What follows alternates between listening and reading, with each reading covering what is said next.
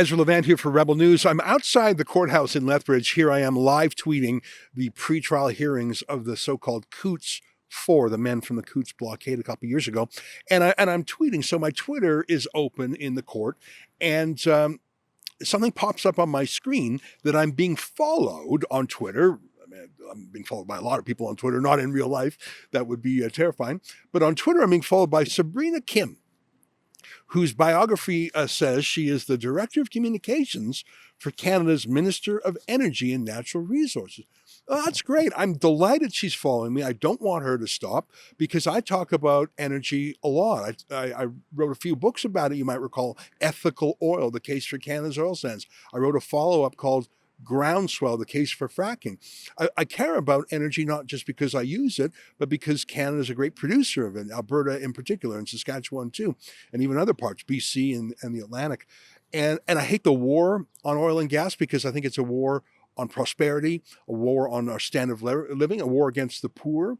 I think it's an ideological war, and every barrel of oil that is not produced in Alberta is one more barrel of oil that's produced and sold by dictatorships like Saudi Arabia or Iran or Russia. That's why I called it ethical oil as opposed to OPEC conflict oil. Anyway, that's my background. Back to this tweet. So I'm being followed by the Director of Communications for Canada's Minister of Energy. And that's great. I want her to see what I have to say. But look at the rest of her bio.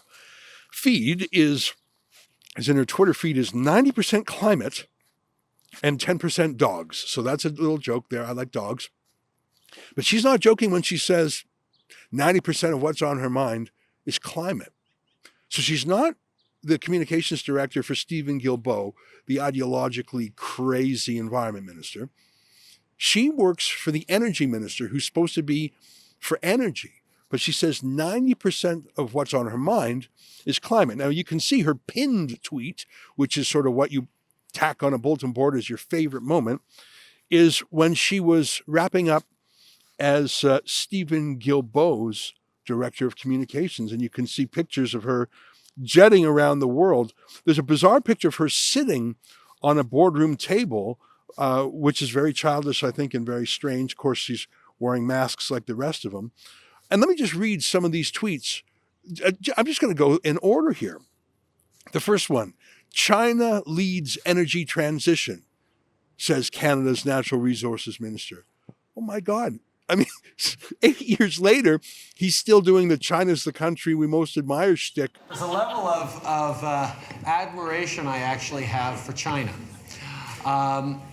because their basic dictatorship is allowing them to actually turn their economy around on a dime and say we need to go green as fast as we. Imagine saying that China is the role model. China, the most abusive totalitarian regime in the world's largest dictatorship, but also China, the world's largest emitter of carbon dioxide, if you care about that kind of thing. And more to the point, China's the world's largest polluter of real pollution. So that's really the model we want to follow, she says. What's the next one? Risk of stranded LNG, liquefied natural gas assets, is real, Canada's energy minister says. So Canada has all sorts of natural gas, a huge amount. And natural gas obviously is volumetrically expansive, but when you chill it, when you make it very cold, it turns into a liquid at a tiny fraction of its size. So you can actually put it in those ships that look like ships with big bubbles. Those are LNG ships, liquefied natural gas. And it's how the country of Qatar has become a trillionaire country. Qatar is one of the largest producers of natural gas in the world. They liquefy it, put it on those boats, and send it to places like Japan and Korea and India and around the world. Canada, luckily, has a huge amount of natural gas, but the Liberals say there's no business case for it, even though Ukraine, just for one example, is begging us for it. Japan's begging us for it. And this is the so-called Director of Communications for the Energy Minister saying, oh no, those are going to be stranded assets. You'd be an idiot to invest in them. They'll never go anywhere. I'll read the next one. Ottawa to try to prove it can tackle climate change affordability crisis at once with new low-income energy program. They just can't quit their carbon tax. The next one is about giving tens of billions of dollars to automobile manufacturers for their batteries. The next one looks like a press release from the Stratford Today newspaper. Stratford homeowners benefit from Greener Homes grant, and they show that weird heat pump thing. You scroll down page after page, and it's not the energy minister she's a spokesman for.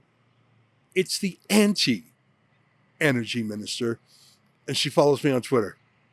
For Rebel News, I'm Ezra Levant.